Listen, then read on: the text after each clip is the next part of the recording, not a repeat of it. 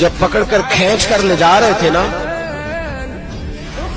تو حضرت سعید بن جبیر مسکرانے لگے. ظالم کے سامنے مسکرائے تو اس کو بڑا غصہ آیا, یہ میرا مذاق اڑاتا ہے. بلا لیا, ادھر آؤ, کیوں مسکرا رہے ہو, کیا ہوا؟ حضرت سعید بن جبیر کہنے لگے میں مسکرا رہا ہوں تیری بیوقوفی پر اور اپنے اللہ کی دی ہوئی ڈھیل پر. میں مسکرا رہا ہوں کہ یا اللہ کیا بات ہے, کیا تیرا شان ہے, کیسے لوگوں کو ڈھیل دی ہوئی ہے. میں مسکرا رہا ہوں تیری بیوقوفی پر کہ تو سمجھتا ہے شاید مجھے پوچھنے والا کوئی نہیں. کہنے لگا اس کو باہر نہ لے جاؤ, میرے سامنے قتل کرو. ٹھیک ہے جی, قتل کرنے لگے تو حضرت سعید بن جبیر نے منہ کعبے کی جانب کر لیا. انی وجہت وجہی للذی فطر السماوات والارض حنیفا وما انا من المشرکین. جب آپ نے یہ آیتیں پڑھی نا کہ میں نے منہ کر لیا ہے اپنے رب کی جانب, کرو مجھے قتل. کہنے لگا نہیں نہیں, اس کا منہ پھیرو, کعبے کی طرف ہو کہ قتل نہ ہو. ہے ظالم پر پاگل ہو گیا. حضرت سعید بن جبیر کے حوصلے نے شکست دے دی, ناکام ہو گیا, مخبوط الحواس ہو. کہنے لگا اس کا منہ پھیر دو.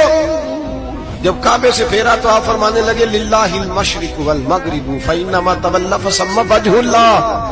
اللہ فرماتا ہے تو مشرق اور مغرب سارا ہی اللہ کا ہے, جدھر بھی منہ کرو گے ادھر اللہ ہی اللہ ہے, جدھر بھی منہ کرو گے ادھر اللہ ہی اللہ ہے. چاروں جانب پھیر دے, جدھر منہ پھیرنا ہے تو نے پھیر دیا منہ. حضرت سعید بن جبیر کے گلے پہ خنجر رکھا تو آپ نے ہاتھ اٹھائے, کہنے لگے اے اللہ میرے بعد اسے کسی اور پر مسلط نہ کرنا, میرے بعد کسی اور پر مسلط نہ, بس میں آخری ہوں. جب آپ ذبح ہوئے تو اتنا خون نکلا کہ لوگ کہتے ہیں جتنا اونٹ کے وجود سے نکلتا ہے. تر ہو گیا سارا اس کا دربار. ایک سمجھدار آدمی کو بلا کے کہنے لگا اتنا خون میں نے بڑے بندے قتل کرائے ہیں پر اتنا خون نہیں نکلا. تو وہ کہنے لگے لوگ مر جاتے ہیں, مرتے وقت ڈر جاتے ہیں, سہم جاتے ہیں, خون سکڑ جاتا ہے. لگتا ہے یہ شخص جب دنیا سے گیا ہے تو ڈٹ کے گیا ہے, یہ ڈٹ کے گیا ہے دنیا سے.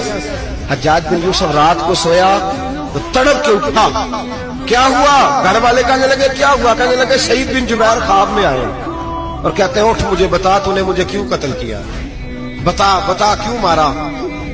اگلی رات پھر سویا تو وہی خواب, پھر سویا تو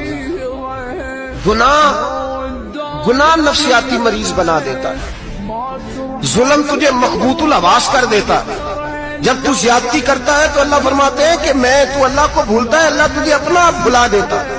پھر تو بھول جاتا ہے, پھر تو سیدھے رستے پہ چلتا ہے پر بھٹک جاتا ہے, پھر تو صحیح رستوں کا تعین کر کے بھی گمراہ ہوتا ہے, پھر تو روز وہی گاڑی چلاتا ہے پر اب جب تو بریک لگاتا ہے تو نہیں لگتی. جب گناہوں کے ساتھ تو مخبوط الحواس ہوتا ہے تو روز وہ کاروبار کرتا ہے, لیکن جب تیرے گناہ تجھے گھیر لیتے ہیں پھر اسی کاروبار میں تو نقصان اٹھاتا ہے. حجاج بن یوسف تڑپتا ہے, روتا ہے, یہاں تک کہ بیمار ہو گیا. پیٹ میں درد ہوتی ہے, پتہ نہیں کیا ہوا, تکلیف ہوتی ہے, پتہ نہیں. سارے حکیم, طبیب, ڈاکٹر کوئی نہ سمجھ سکا کہ بیماری کیا ہے. جو بیماریاں خدائی ہوتی ہیں ان کا لوگوں کو پتا, جو آزمائشیں رب کی جانب سے ہوتی ہیں وہ ڈاکٹروں کے ہتھے نہیں چڑھتی. جو تکلیفیں اللہ دیتا ہے ان کا حکیم طبیب علاج نہیں کر پاتے, مشکل. اور شفا اسی وقت ہوتی ہے جب اللہ دینا چاہے, اور جب رب ہی دینا نہ چاہے تو بڑے بڑے ڈاکٹر کہتے ہیں کہ ہمارے بس کی بات نہیں رہی. بغداد سے حکیم آئے, پیٹ دیکھا, کہنے لگے نہ تیرے معدے میں کوئی دقت ہے, نہ تیرے جگر میں, نہ کسی اور جگہ, ماجرا کیا ہے؟ ایک آخری علاج ہے, آخری. وہ کیا؟ گوشت کا چھوٹا سا ٹکڑا دھاگے کے ساتھ باندھ کے منہ میں ڈالا اور پھر ایک باریک سا تنکا لے کے اس کو اندر ڈالنے لگے گلے میں. وہ گوشت کا ٹکڑا جب حلق کے اندر اتر گیا اس حکیم نے واپس کھینچا تو کیسے ایسی بدبو آئی جیسی کبھی سونگی نہ تھی.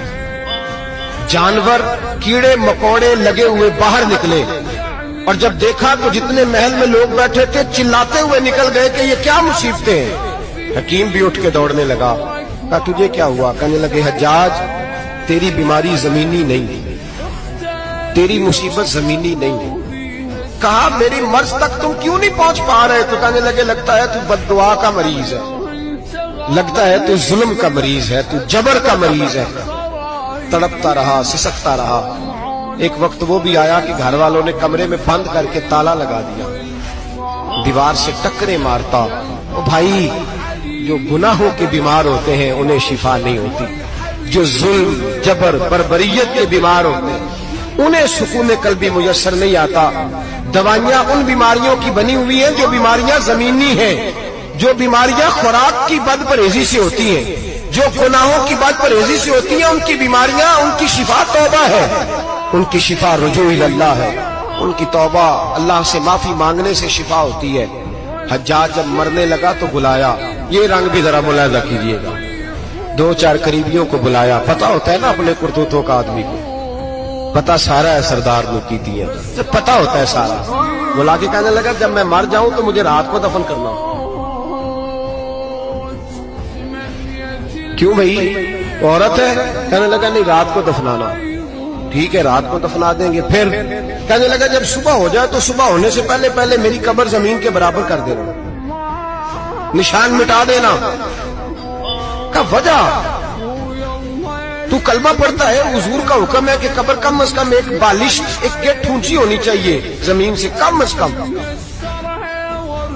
تو تیری قبر مٹا دے، وجہ پتا ہوتا ہے اپنے ظلموں کا۔ کہنے لگا مجھے پتا ہے لوگ میرے مرنے کے بعد میری قبر بھی نہیں چھوڑیں گے۔